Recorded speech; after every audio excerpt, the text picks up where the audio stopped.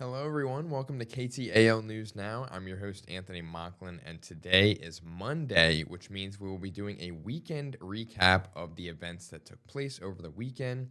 I hope you had a safe and fun time, whatever it is you did.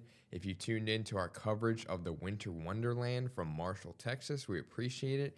And if you got the chance to go out there, I hope that you and your family had a great time. There's so much to do, and we'll get into that a little bit later as well because it is still ongoing until early January. So be sure to stay tuned for more details on what you can expect at this year's event.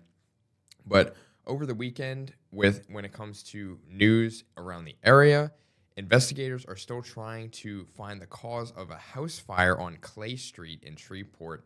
And the home, based on the details we have, the home was occupied by renters, but it did not have electricity. So they're still trying to find the cause of that fire, whatever it may be.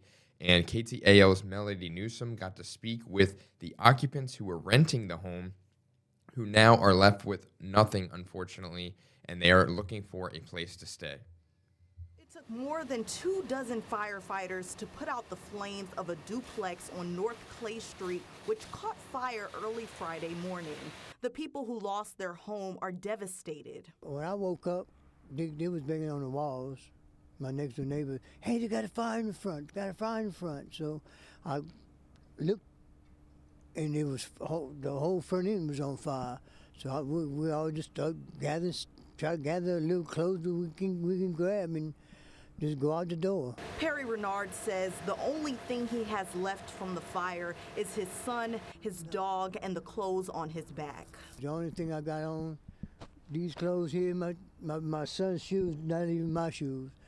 They're way too big for me. I look like a pelican walking. Steve Morgan, who thought it was his relative's house on fire, helped Renard when he needed it the most by providing clothes and other necessities. He didn't know my name. I didn't know his name. I pulled up. I saw him. I said, man, you need help? He said, yes. I said, I'll be right back. Renard says despite everything, he's determined to make the best of this situation. I don't have nothing. I don't even know where I'm going to sleep tonight. Probably need a bridge somewhere. But whatever I will be able to do, I can do. Melody Newsom, NBC6 News. And our thoughts and prayers are with him and his family as they go through this very, very tough time. I cannot imagine losing pretty much everything, and you only have the clothes on your back, like you said. So it's very, very important to reach out to them and support in any way we can. And for more information on the fire itself and how you can support, you can visit our website at ktalnews.com. But looking ahead to Texas, the Department of Transportation recently launched its drunk driving prevention campaign. And that is a statewide initiative to combat drunk driving, especially around the holidays, where drinking, if you tuned into a previous edition of KTAL News Now, I got to speak with a doctor about the rate of drinking and how it pretty much skyrockets during the holidays from the night before Thanksgiving or Thanksgiving Eve, Blackout Wednesday, whatever you want to call it, to New Year's. And the amount of drinking in that time essentially doubles from people going in to visit their families. They're a little bit anxious, and they're just going out and trying to numb the pain if they don't have good relationships with their relatives, unfortunately, or if they're going to friends' parties all the time around the holidays since everybody's back in town. You just have to be careful and be mindful of how much alcohol you're consuming, and especially under no circumstances do you ever get behind the wheel if you've been drinking a lot. Even if you've only had a couple, it's very, very important to be mindful of your surroundings and just know yourself and say, hey, I'm definitely not good to drive. I'm going to stay the night here, or I'm going to get one of my sober friends to bring me, or call an Uber or Lyft or any of the rideshare services that are so popular now, and that's what they're there for.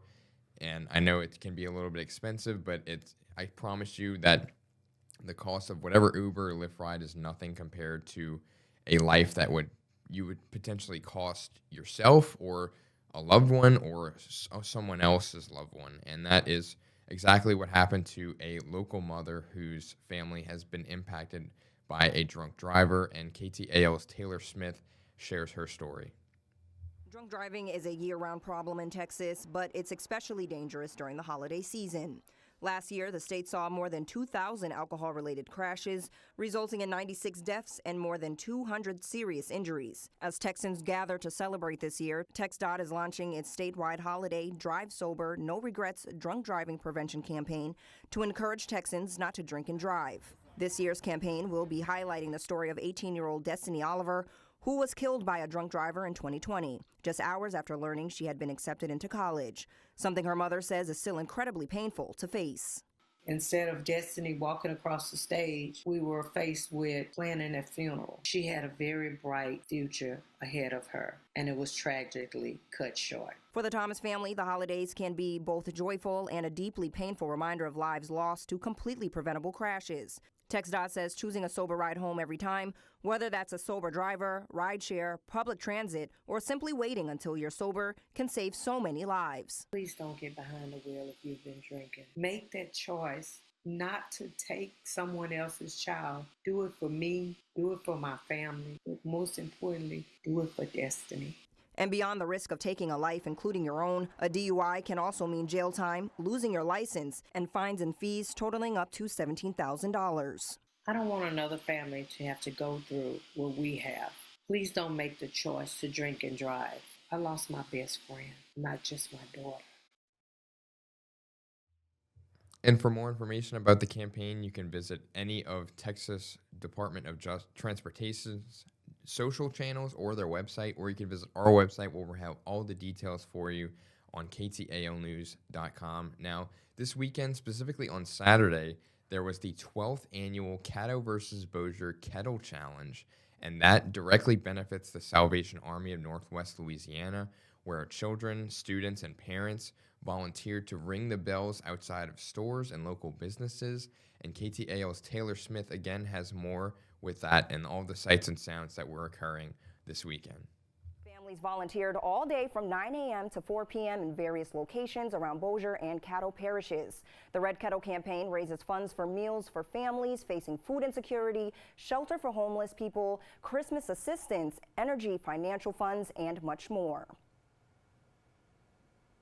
It is a really great cause. It helps people all over the community. The girls get an opportunity to give and to see how good it feels to give to the community instead of just themselves. They're learning basically, first of all, to be out in the public in a positive light for our school. And also they're getting to learn that, giving and getting other people to help give is really a warming feeling. Now, donations can be given online as well as at nwlakettle.org until midnight. And for more information about the Salvation Army, you can visit our website at KTALnews.com. They do so many great things around the area for families in need, especially around the holidays, because their Toys for Tots division is currently making its final push to collect toys for children in need this holiday season. And if you tuned into our previous editions of KTAL News Now, you know I got to speak with the Toys for Tots coordinator and how you can help donate. The last day for donations is this Friday, December 12th, so be sure to get your donations in. All you have to do is donate a new unwrapped toy to the Salvation Army of Northwest Louisiana so that they can distribute them to families in need this holiday season, and you can make a child happy this Christmas by waking up and getting a present, and you could be directly because of your impact. So for more information about how to donate and about Toys for Tots itself, you can visit our website at KTALnews.com. But remember, get your donations in by this Friday, December 12th. That is the last day before they will collect everything and then distribute them to families. So again, go to KTALnews.com to learn everything you need to know to help a child in need this Christmas. And speaking of Christmas, specifically in East Texas, Marshall just had its grand ceremony of the Wonderland of Lights, where we had extensive news coverage last week, and specifically on Thursday night, where we got to see all the sights and sounds, interview local business owners in Marshall to see how the Wonderland of Lights has impacted their business and helped them. Because the Wonderland of Lights, it is such a huge celebration, and it truly rings in the holiday season in Marshall. And there's so much to do for families. You have shopping, you have food, you have kids' activities, and so much entertainment. I mean, you're talking so many different things you can do, from ice skating to face painting. You have a carousel ride, a train ride. You can build your own train. There's so much to do in the spirit of the holiday season. And one thing that would, if you tuned in, you'll know that I was really, really excited about this, but the Budweiser Clydesdales are making their return to Marshall for the first time since 2006. So almost 20 years, 2 decades since they made their return to Marshall. And if you don't know who the Clydesdales are or what they are these giant, beautiful, majestic horses that march in Mardi Gras parades and New Year's all the time, in New Orleans, all the time. And they're so cool to see in person. And there are plenty of opportunities for East Texas residents and residents of Marshall and the community to go see them, meet their handlers, talk to them, take pictures, of course. But you can also take pictures with Santa Claus. If you're looking to get a Christmas card this year with your family, you can take your kids down to sit on Santa's lap and take a picture with him. It's a classic holiday family picture that I remember. There's some kids that absolutely hate it and are terrified of people dressed up as Santa and taking pictures with them. But then you have kids that are just chilling and just sitting there and just fine with it. I was luckily fine with that growing up, at least from the photos that I can tell that my parents shared with me as a family growing up. But you, of course, had those kids that just have crazy meltdowns whenever you go sit on Santa's lap. And it's really not funny. I shouldn't be laughing, but, you can't help but laugh sometimes about that. Just the fact that they just absolutely don't even, recognize the guy anymore. And you grow up with him and him bringing your presents under a tree and leaving food out for him, of course.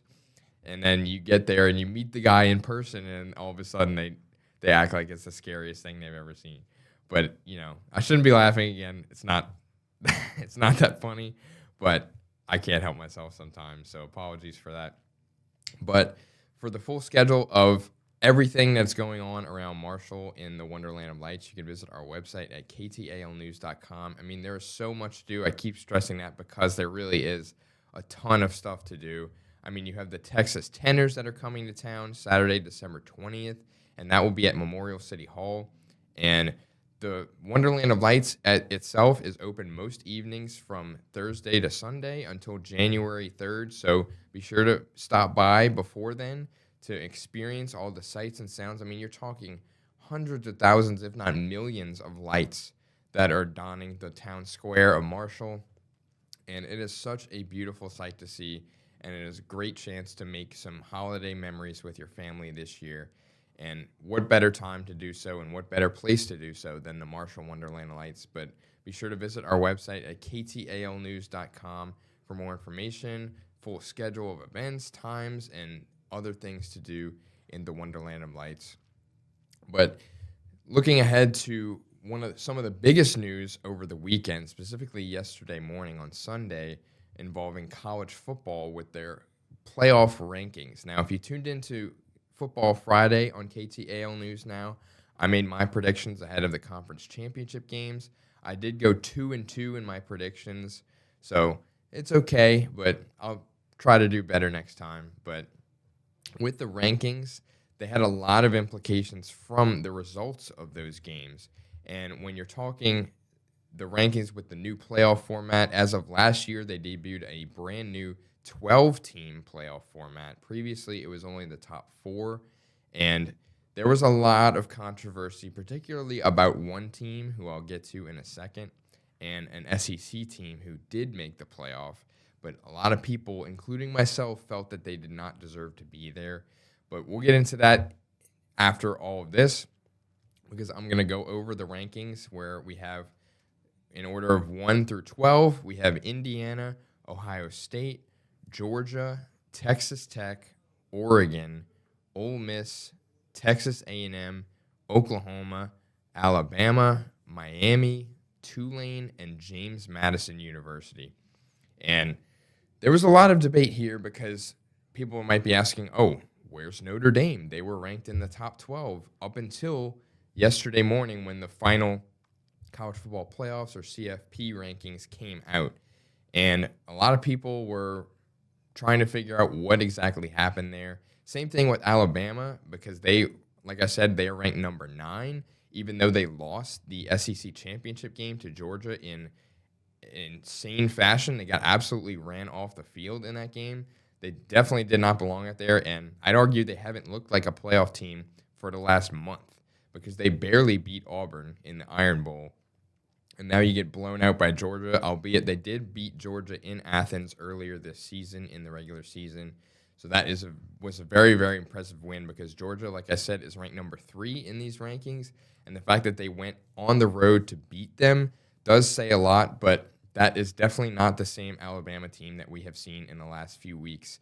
So the fact that they are 9th here, they didn't drop a spot at all, despite losing the conference championship game, it kind of ruins the precedent that they already set just a few years ago, where in 2017, in the SEC championship game, Auburn lost that game to Georgia, and they ended up being out of the playoffs entirely. And that, in turn, vaulted Alabama over Auburn to play in the national championship, which was just crazy to me because they're the ones that did the same thing, because you end up vaulting somebody who lost the conference championship game, but Alabama this year did not move at all despite losing the conference championship game. So it really doesn't make a whole lot of sense to me. If you watch the episode on Friday of Football Friday, you'll know that my thoughts on the college football playoff and its current format and how it is deeply, deeply flawed. And this is just another reason why we still, after almost a decade of having the college football playoff, albeit this is the second year of the 12-team format, we still really don't know what the criteria is anymore at this point for a lot of things. And if you're going to do something in 2017 and then not uphold that same exact thing this year, I mean, what's even the point? Alabama, again, it'd be different if they dropped a few spots and then barely made it, but they didn't move at all despite being blown away in the conference championship. It just doesn't make a whole lot of sense to me. But in Notre Dame's case of them being one of the first teams out, I believe it was the first team out of the playoff, they barely missed the cut line, and a lot of people were debating Notre Dame or Miami because Miami beat them in the regular season. So a lot of people felt that they were deserving of a playoff spot over Notre Dame. And they probably would have both made it if Virginia didn't kind of screw things up, because Duke in the ACC championship game ended up winning that game, and they were 8-5 as an ACC champion.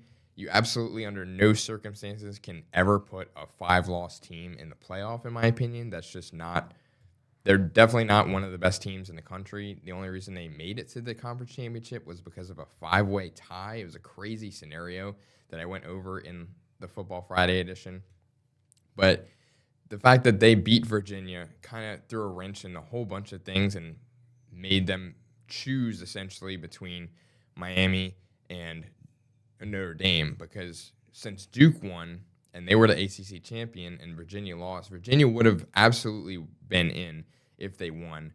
But since Duke beat them, they really didn't have a choice when it came to putting Miami in because of the way the ACC works, and they're a Power 4 conference.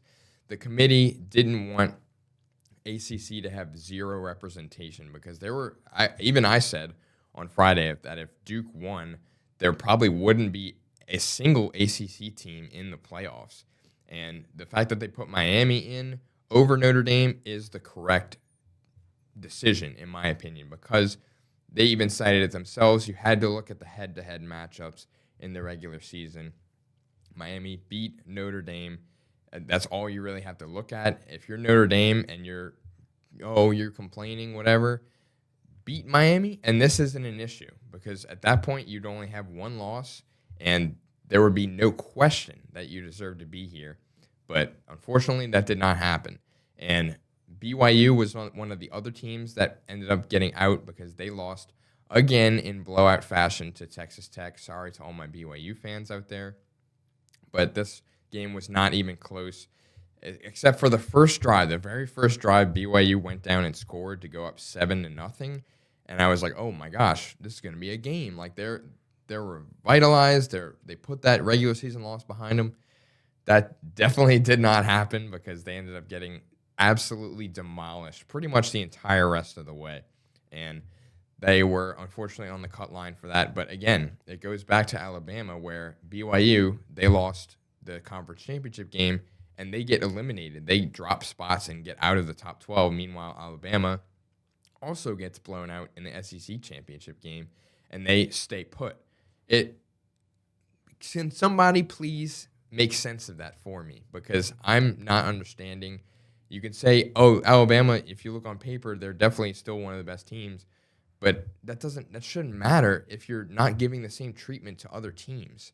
And it's just so frustrating. You know, being an LSU fan, there is a little bit of bias, obviously, with the SEC.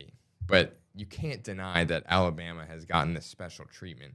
But speaking of special treatment, especially when things don't go their way, Notre Dame, since they got eliminated from the playoffs or they were locked out of it, they have opted out of bowl eligibility for the remainder of the season. So they will not compete in any bowl game at all since being locked out. And I'm sorry if you're a Notre Dame fan, that is just a loser mentality. That is just very, very weak in my opinion.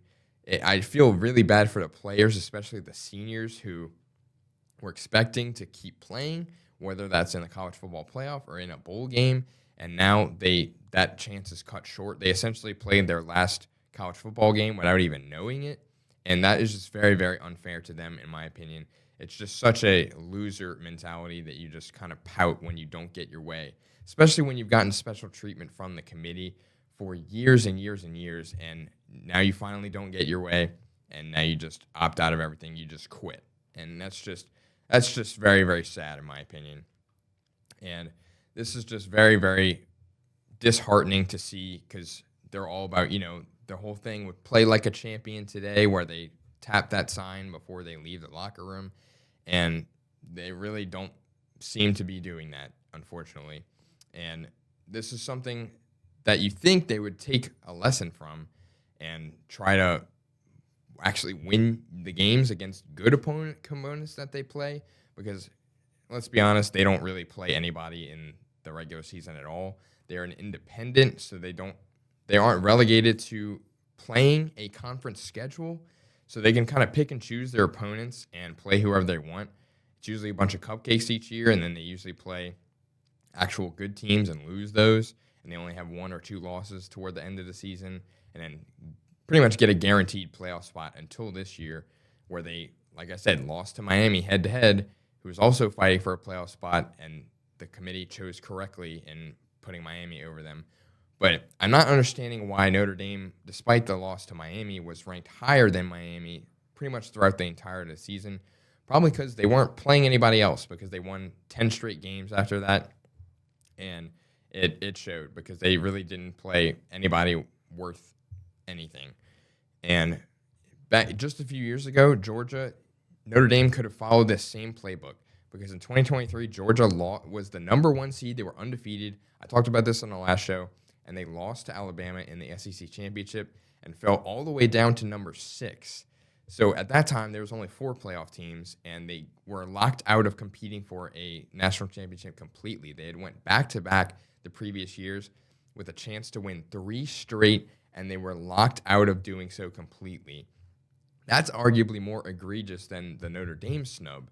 But what did Georgia do? They went out and played their bowl game in the Orange Bowl, and they beat Florida State 63-3, which is a college football record, by the way, of largest margin of victory in any bowl game at the FBS level.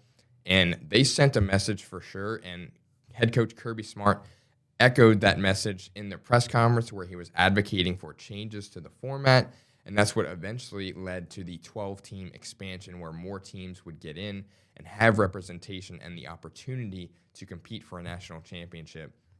But what does Notre Dame do? They take their bowl and they go home, and they just lay down and just quit. They give up, and it's just really sad to me, honestly. So apologies if you're a Notre Dame fan. I feel really bad that the school made that decision. And you could feel a certain way that they deserve to be in there, sure. But this is not the response that you need. This is not going to send a message to anybody. You're still not in a conference. So if you're saying, oh, why does this team who won a conference mean more than our season? Well, maybe join that conference like the Sun Belt or the American Athletic Conference, the AAC with Tulane, and then you could just dominate that conference and get a guaranteed spot every year, which they do have that kicks in next year that we found out with a great bit of reporting from some college football reporters where they discovered that a memorandum of understanding, or an MOU, was signed last spring that guarantees a playoff spot to Notre Dame if they are ranked in the top 12 starting next year.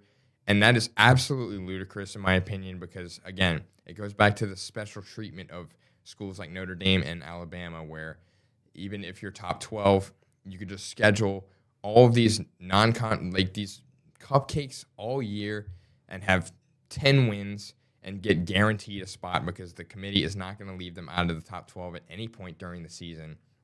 And they could just coast their way to a playoff spot every single year. And the fact that they are doing this and then are pouting now because they didn't get their way, it just gives a sense of entitlement that you would expect from a top school, like when it comes to national championships and relevancy in college football. I mean, let's be honest, Notre Dame hasn't won a national championship in like 40 years or something. So the fact that they're acting this way when they have no reason to do so or no, like, this sense of entitlement is really, really embarrassing in my opinion. And it's something that is very sad and a blight on college football. And it also highlights the problems and the holes with the current format of college football, with the playoff format. And I could go on and on about my problems with the playoff format, but you get the gist. That's just kind of my feelings on the matter. I think they absolutely should have still played a bowl game and at least advocated or tried to make themselves look better, but this just does the complete opposite in my opinion. And the lesson they're going to take for this is to just schedule a bunch of nobodies and rack up the most wins as possible to guarantee them a spot as long as they're in the top 12, which is just ridiculous in my opinion. But I digress. That's all I got today for today's edition of Weekend Recap on KTAL News Now. Be sure to tune in every day, Monday through Friday at 1 p.m. for our daily live stream on KTALnews.com, which is also where you can get your local breaking and trending news.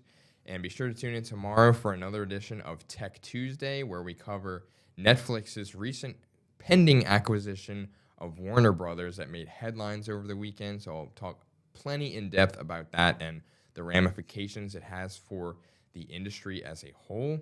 But be sure to tune in tomorrow at 1 p.m. and every day of the week, Monday through Friday, on KTAL News Now at 1 p.m. And I'm Anthony Mocklin. Have a great rest of your day, and thank you for joining us.